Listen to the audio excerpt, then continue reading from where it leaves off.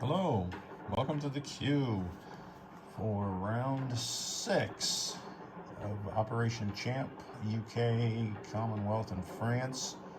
It is January, I always try and say the wrong one, January 39. So the sounds of war are closer and closer, and for some it is war. So let's look at our purchases here. For $12, United Kingdom will put this light carrier from the production chart on the board. I've got a militia we're going to place in Northern England and infantry, in London and infantry, and that's the full $12. Canada will be saving its money and buying nothing.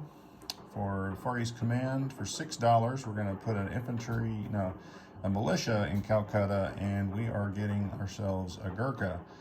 And you can see on there, he's actually got the old knife, so he's ready to go. And I believe that guy is going to go in Bengal.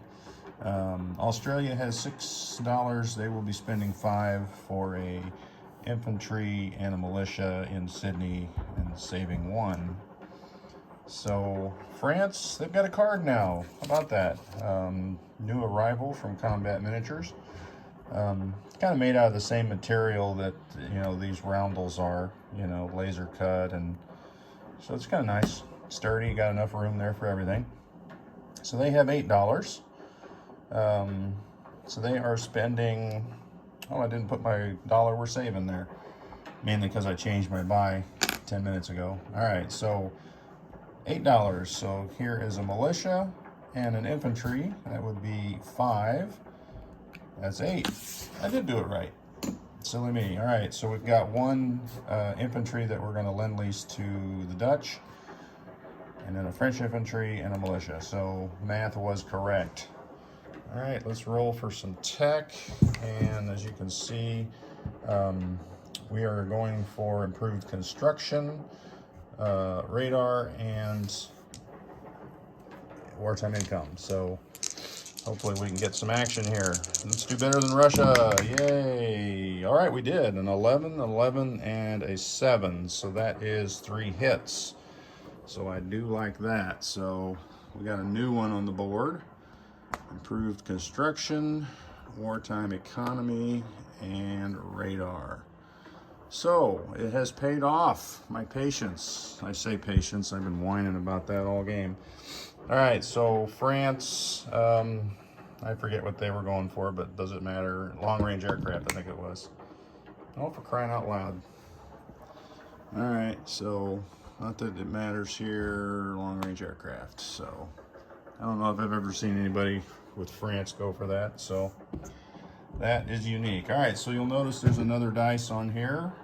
We have an influence roll, not an influence roll, a recruitment roll for the Dutch. They have 3 territories left. And the reason they only have 3 left is Japan put some punishment down and took every Dutch East India island except that one. And it's a no point value, so he may come back and get that later, who knows.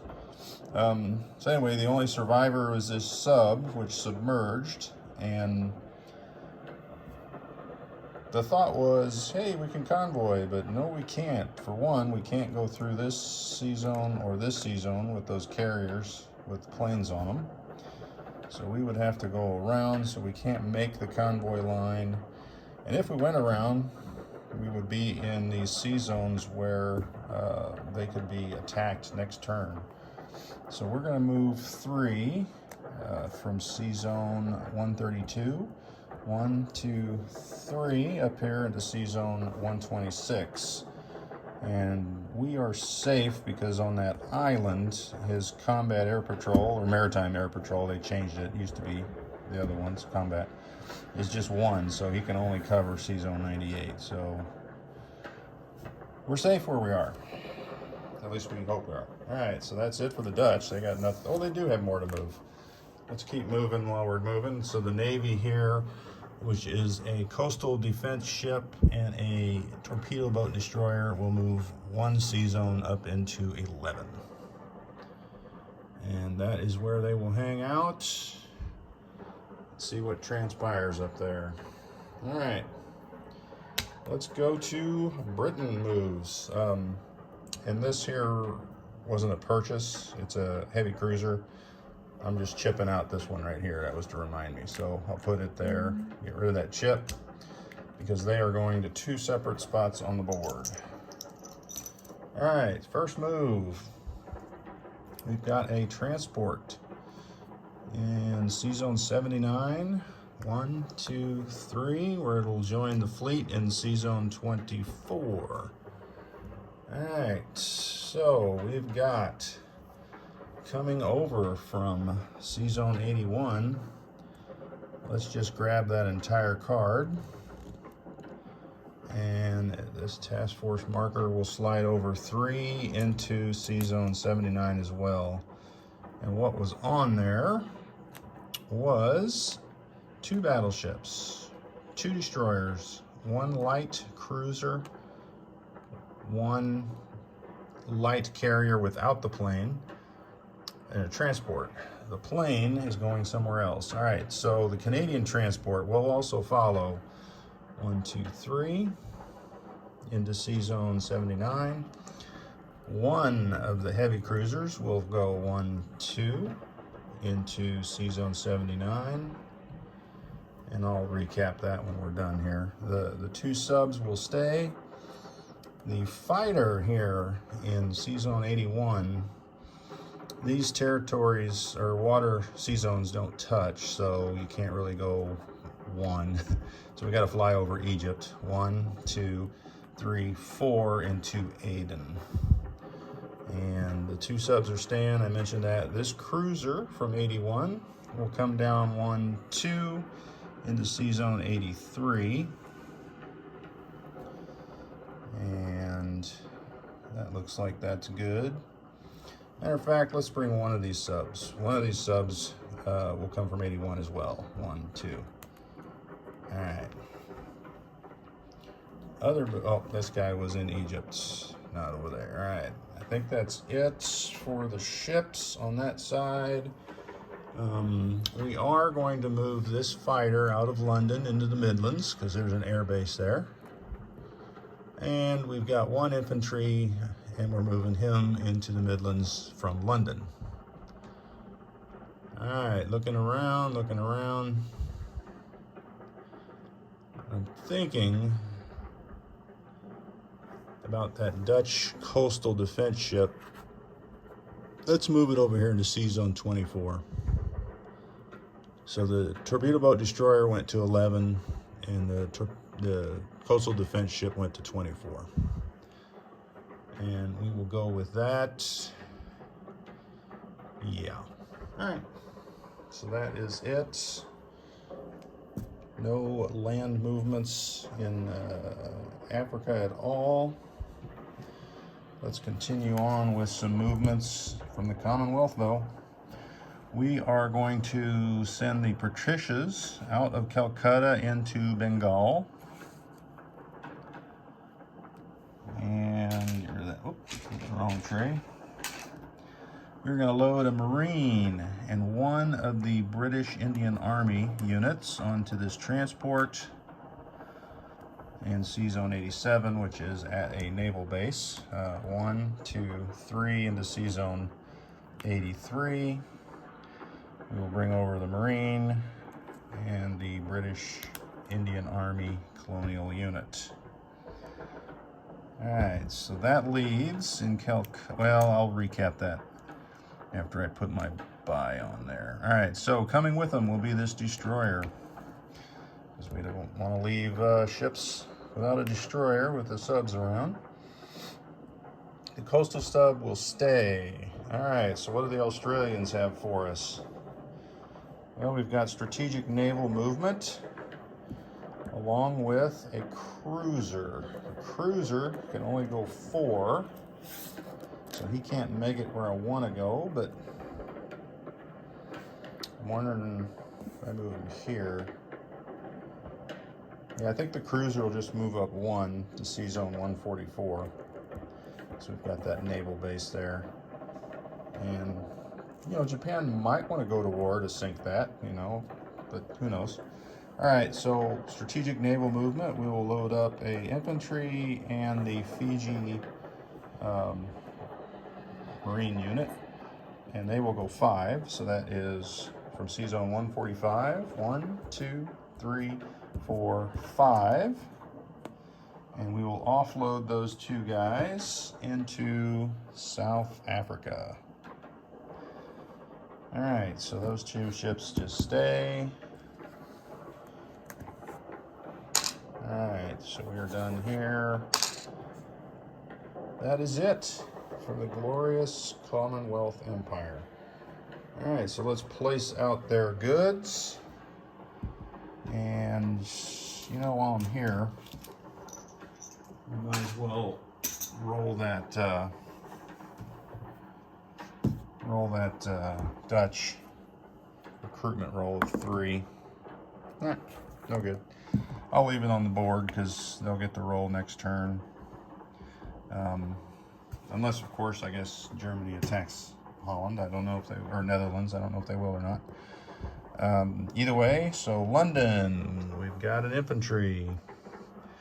The next infantry was Northern England, stretching all the way across. All right. All right, so I've got this militia going into Gibraltar, and the light carrier going into C Zone 24. There is a minor shipyard there.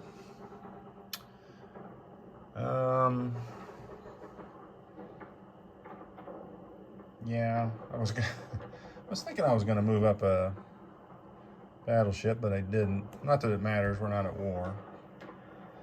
And the only thing they can hit that with is 2 subs, maybe a third. No, 2 subs. All right, well, we're good. We'll just leave it as is. All right, so for Calcutta, we got a militia, and we have a Gurkha infantry unit, which can go anywhere in India. So it'll go in Bengal. We'll add another militia. I'll probably chip that out later.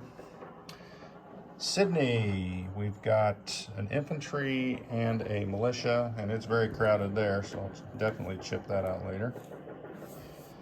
And let's take our money off the board. They spent that, they saved 1, they spent all theirs, and Britain spent all theirs, Canada didn't spend anything. All right.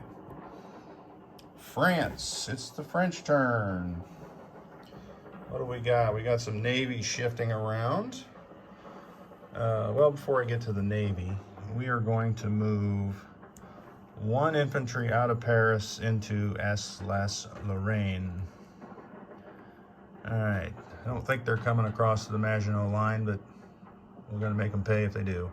All right, so we've got a transport here with strategic naval movement of 4. So it'll be 1, 2, 3, 4 into C Zone 83. And what have I got to do here? So we had our fleet there just on the outside chance that Germany went into Switzerland. Then we could probably roll to be wartime income and inflict some pain over here, but it didn't happen. But you're always good to be prepared. So now I'm going to head back because Japan can consolidate its fleet, and it wouldn't matter. I'd still attack it anyway. But we can't count on Germany helping us out there, can we? So we're going to move up here and see if Italy can help us out. All right, so the 2 battleships can only move 2 because there's not a port, so they will move up to C Zone 81. And we will move a destroyer up with them. And we've got a heavy cruiser, which will move into, they can go 3, so they can go 1, 2, 3 into C Zone 80. And we'll send 3 of the subs, no, 2 of the subs. We'll leave 2 there. And they will go 1, 2, 3 as well into C Zone 80. And torpedo boat destroyer, which will come up 1 into Sea Zone 80. And this destroyer from Sea Zone 24 will come down 1, 2, 3 into Sea Zone 79. All right.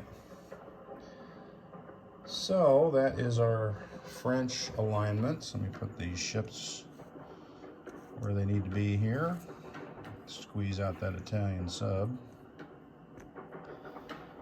All right. So any other French maneuvering? Not that I'm aware of.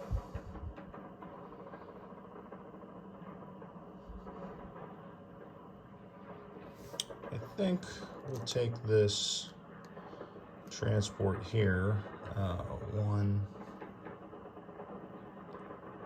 or will we leave it? We'll leave it.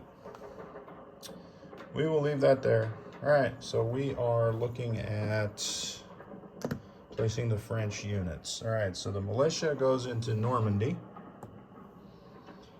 and the infantry can only go into Paris, replacing the one we pulled out.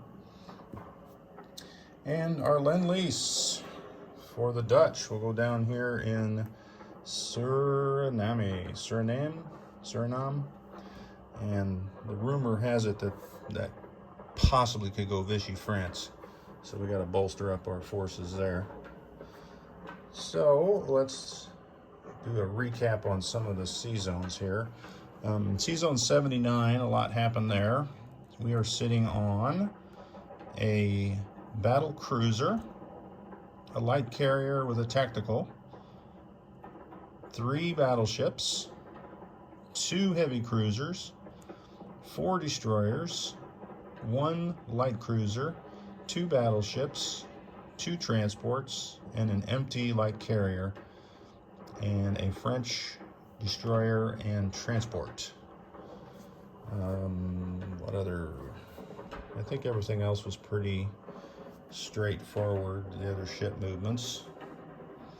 All right, so in Alsace-Lorraine, there is now 3, 4, 5 regular infantry, 1 militia, 1 artillery, and 1 colonial infantry, which is the Senegalese travailers. All right, so yeah, there's always one thing you don't mark, and then you see it when you're doing a recap, and it's like, doggone it. All right. In Calcutta, there is now 5 infantry, 1 British Indian Army colonial unit, and 4 militia. I think that's all that needs to be recapped. So let's collect some income. And so now the income, though, has been increased for the Japan invading the Dutch East Indies. So UK is up to 15 now. France is up to 9. I didn't take their money off, but there's 8, 9. All right, so Canada, they don't get an increase. What a load of garbage. They got 2 more, so what do they got there? 2, 4, 6, they're up to 8.